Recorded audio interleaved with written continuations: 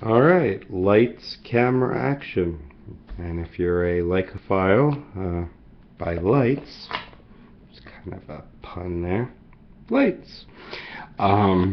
Anyway, you've seen my M6 in other videos, and this was a planned unboxing video for the 35mm Summicron F2 aspherical, the latest 35mm. Unfortunately, I do not know how to create a video and then upload it to YouTube. I haven't had time to really fool around with that too much, so I'm using YouTube's upload feature. I am using an external Blue Yeti mic that I've mentioned in other videos. That's and with the built-in camera in my MacBook Pro. So anyway, I had already recorded a video on the unboxing of this 35, but the YouTube failed to upload, and I got the reconnection error.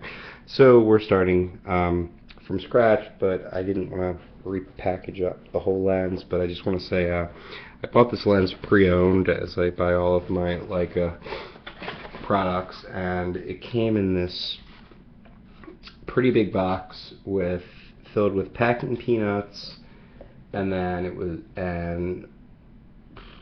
2 layers of bubble wrap, and then an extra bag. So great job on the packaging to the seller.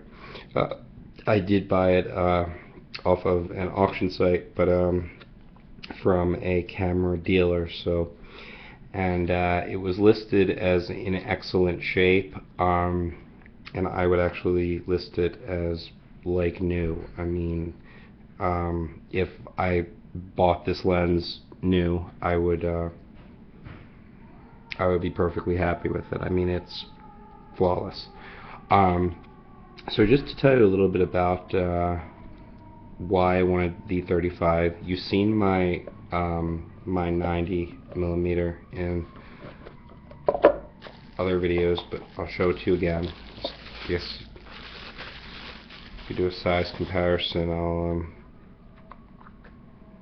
take off the picture. I don't know if that really does much for you, but it's about the same overall. 35 and the 50 as far as length. I do have a 90 on order, but that's coming from out of a seller from out of the country, so that might take a little while to get here, but when it does, I'll be sure to do a video on that. And that will complete my Leica lens setup. Do not allow me to purchase any more Leica lenses, please. My bank account will thank you. Anyway, and I have another M6 body coming. This body kind of got a little bit of a deal on it because there's some minor scuff marks above the camera lugs. The previous owner must not have used any sort of a strap that had protection, so I have got I have rubber grommets over the lugs.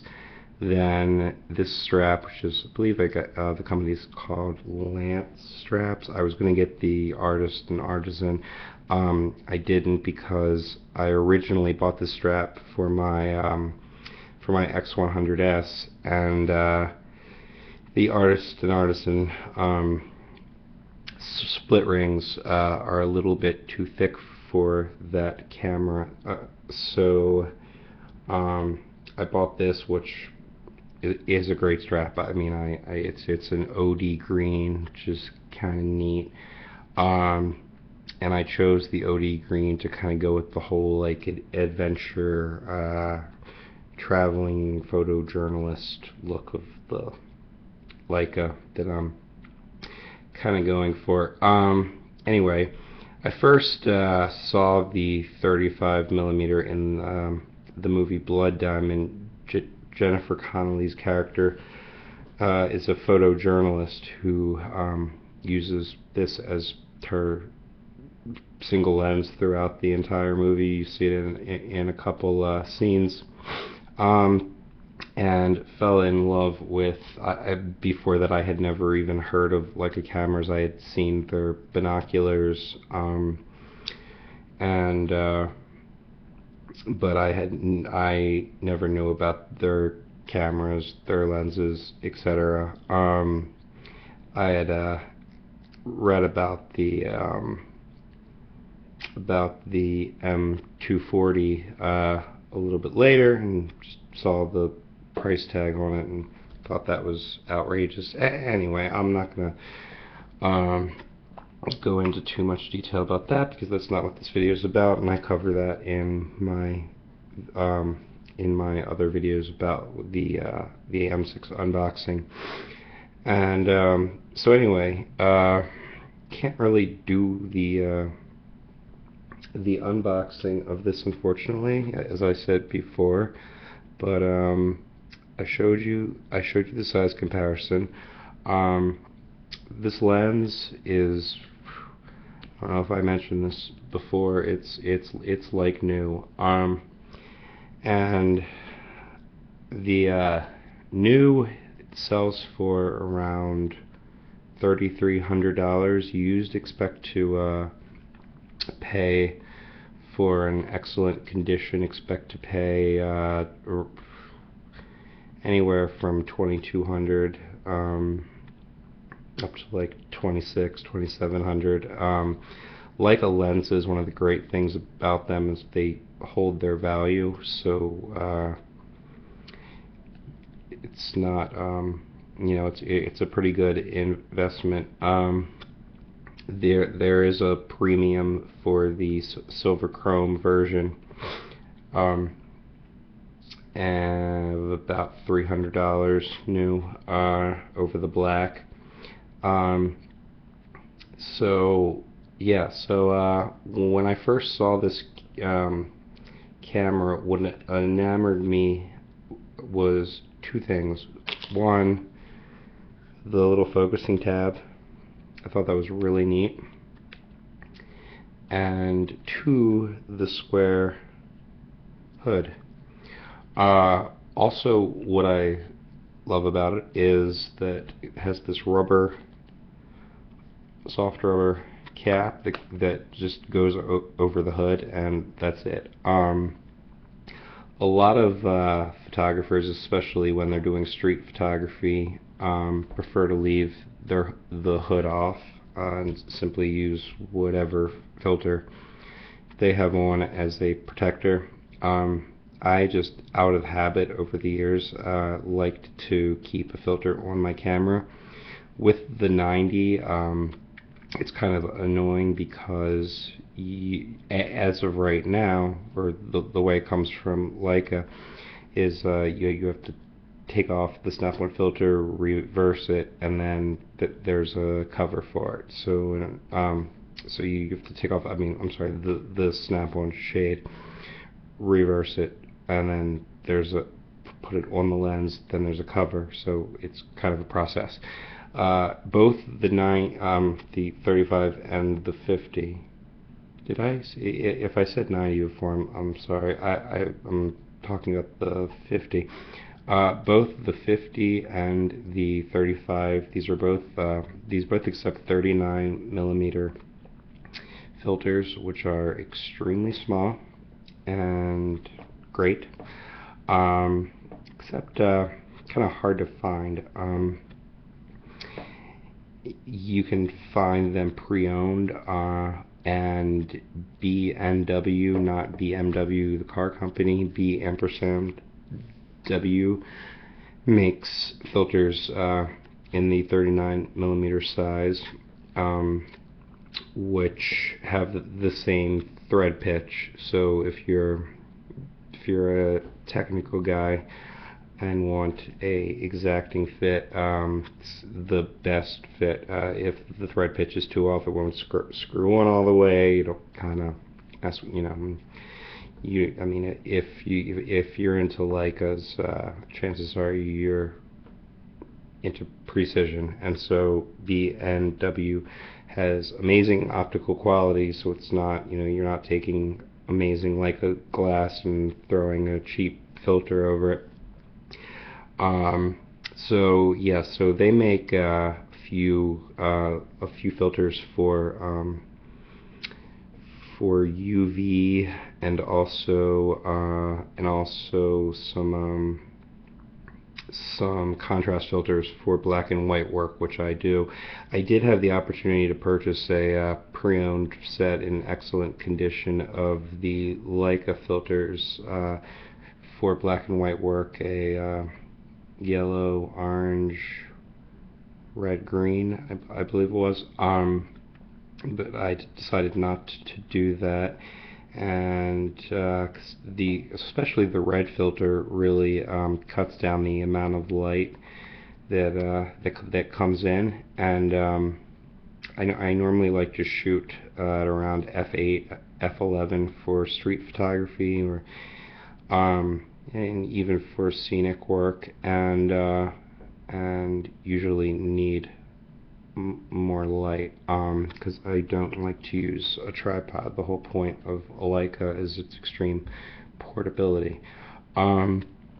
So yeah, so as far as a review, the weight is amazing. You know, it's solid. The focusing tab is plastic. Not thrilled with that, but who cares? So is the hood, and then the hood covering's rubber. Now, to talk about hyperfocal distance, and okay, so let's say I'm shooting at f8. I'm gonna put infinity right over the f8 marker. F8 is right there. Okay, and then on the other side. So, okay, so right around 7 feet to infinity is in sharp focus. So that's, I mean, if you're doing street photography, chances are your subject's going to be between 6 feet away from you and infinity. So there you go. No real need to change your focus. And if you go up, you know, if you have enough light and you want to go up to f11, the optical quality, I mean, you're not really losing much, you know, at f11. You know, if you like a shallow depth of field, of course, you know, this is the lens goes down to f2. Which would make it a pretty shallow depth of field. But anyway, so it's about the same size as the SUMMICRON-M 50mm that I have. This is Leica's latest 35mm. Uses the outside frame lines, which it shares with the, let me just double check this to, yeah, with the 135. So,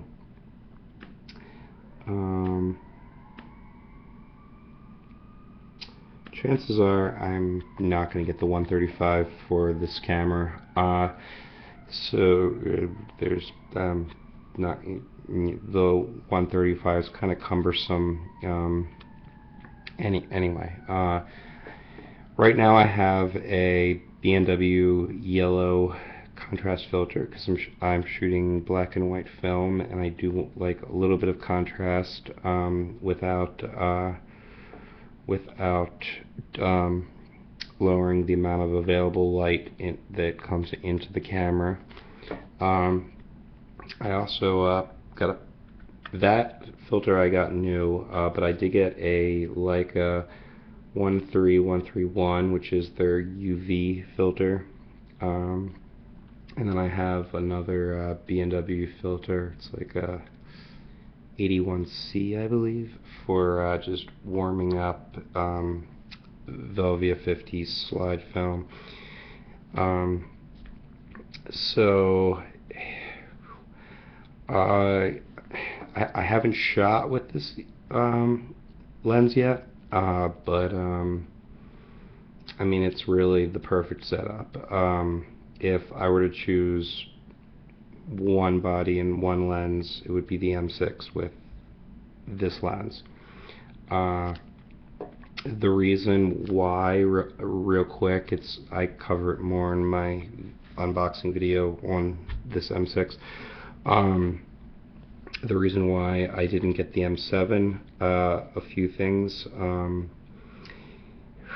And this is the M6 Classic, and this is actually one of the earlier production models. You can tell because it has the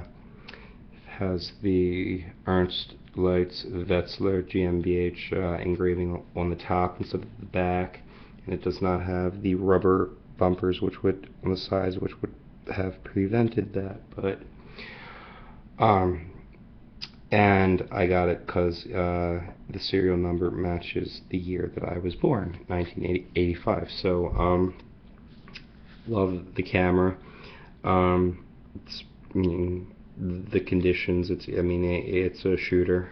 I got the soft release button, which I like the look and the use of it. Instead of jabbing down, you can sort of use the pad of your finger, and it allows you to shoot at more stable at slower shutter speeds, which is the idea. But it looks good too, and I think it completes the camera. It's you've got the red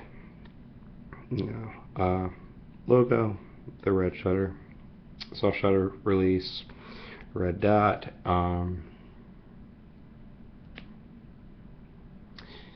And anyway, what else can I say about this? It's just the focusing is super smooth.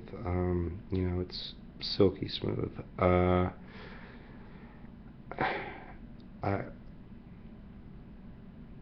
I really the aperture ring is solid. This is the epitome of German craftsmanship right here. There's no Japanese camera, and I have, like I've mentioned in my other videos, a D7000, D700, D4, and I've had in the past an N90S film camera with the battery. So a lot of Nikons, and really the body has never felt quite anything like this.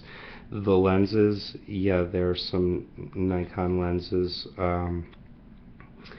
mostly the older manual focus Nikon lenses that feel similar, but you really can't even put them in the same league. And then, of course, your newer Nikon lenses, most of them are gilded lenses, which means that there's no aperture ring, because you control the aperture with the dials, and they have gotten rid of the distance focus scales, which is kind of beyond me as far as why.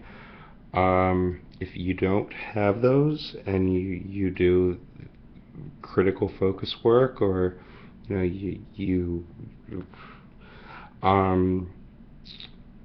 or really if you just want to play, I really don't understand why they got rid of it. So there's a software, so there's an app on my iPhone I think it's called Depth of Field Master or something like that, that calculates, you basically in the free version, I think you manually put in the circle of confusion, or the crop factor, the focal length, the aperture, the focal length, and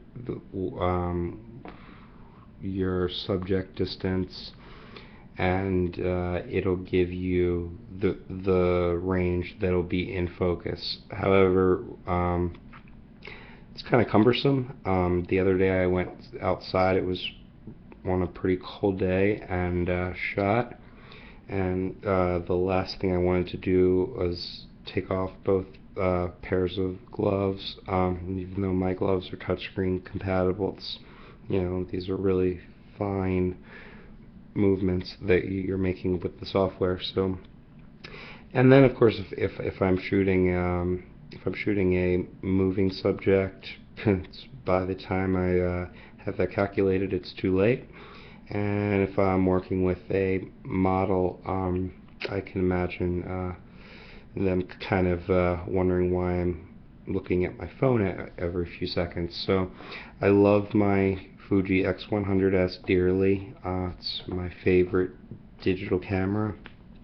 If you're in the market for a digital camera that has a Leica look to it, get the X100s. Fuji does make similar cameras that have interchangeable lenses, but you know what? The 35 on it's amazing. If you do a lot of landscapes and scenic work, you can get a screw-in adapter from Fuji for it that I think takes it to a 28, so you get a little bit wider. But I love that camera. I can't say enough about the hybrid optical viewfinder. It's optical and electric. The manual focusing is kind of gimmicky, but it's there. You can see my camera in another video. I kind of pimped that camera out with some toys. But anyway, so like I said, I think earlier, if you pre-focus this camera to put your far focusing at infinity, then your near subject focusing is around 6. Just double check this. 1, 2. Yeah, it's around like 7 feet to be safe. So for street photography, you really don't even have to mess with the focusing. Chances are, your subject's going to be between 7 feet and infinity, as long as you don't mind a deep depth of field. You're good to go. So, people who are against manual focusing cameras because it's just they don't understand that how it works, and that you can use them for action and moving subjects. And I was one of them. So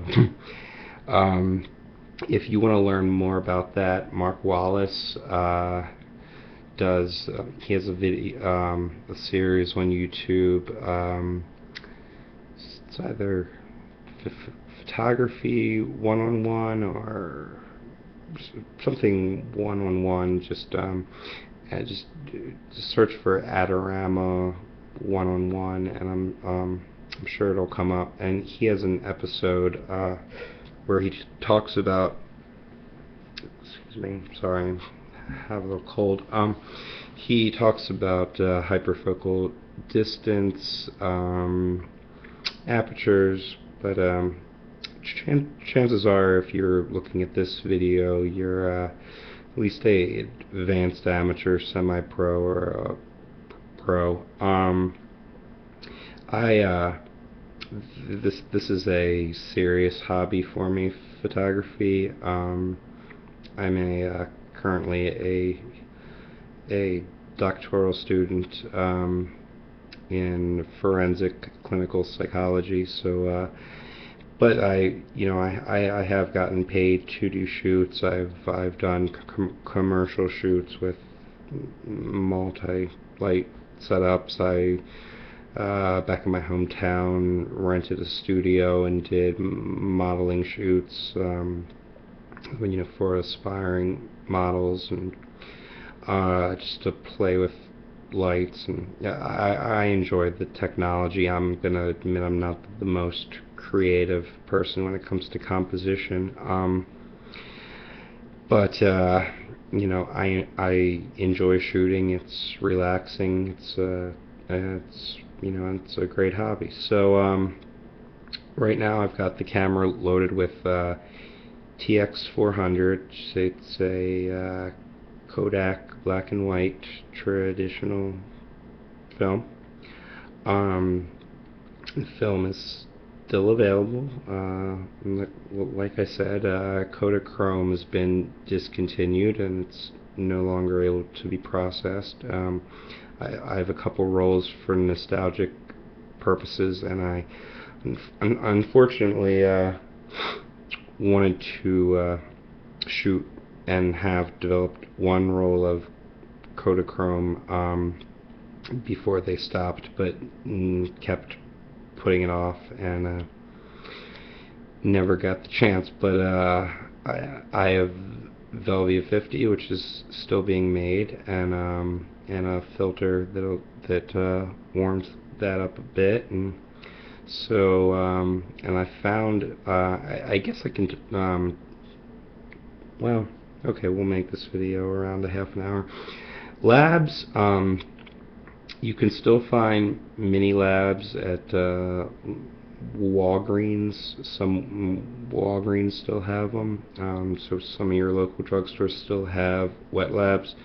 The quality varies by technician, etc. Of course, you're not going to be able to get your slide film or your black and white film unless you get that like fake black and white film. I forgot what it's called, but it uses the C41 developing process. But the quality is going to vary by technician, machine, etc. Places like Walmart that used to have wet labs, you can still send out your film. I've done that in the past, not a few years ago, and did not get back the best prints. So Pro Labs prices range huge. What I found a great compromise locally that runs roughly $5 to $6 to develop the film.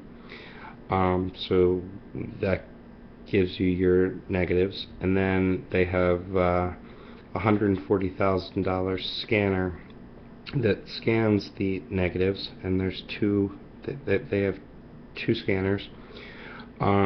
So you get your files on a CD, and so you can you have digital files that are huge, that are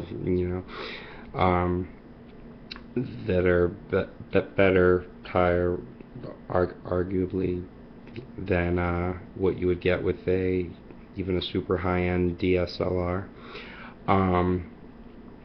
And then what I plan on doing is looking through those, and if there's an image that I love, finding that negative. And then there's another lab that does super high-end work. I wouldn't even consider using them, for my everyday shots, but they do everything from developing to mounting and framing, and they do work for big magazines and famous actor shoots, etc. But so yes, so that's I guess that covers everything in this video. I mean, if if you have any specific questions about the lens, I haven't shot with it yet, so I can't tell you, and I haven't had any images developed. I'm kind of waiting till I have a few more rolls of film to take with me, and then I'll go get them all developed.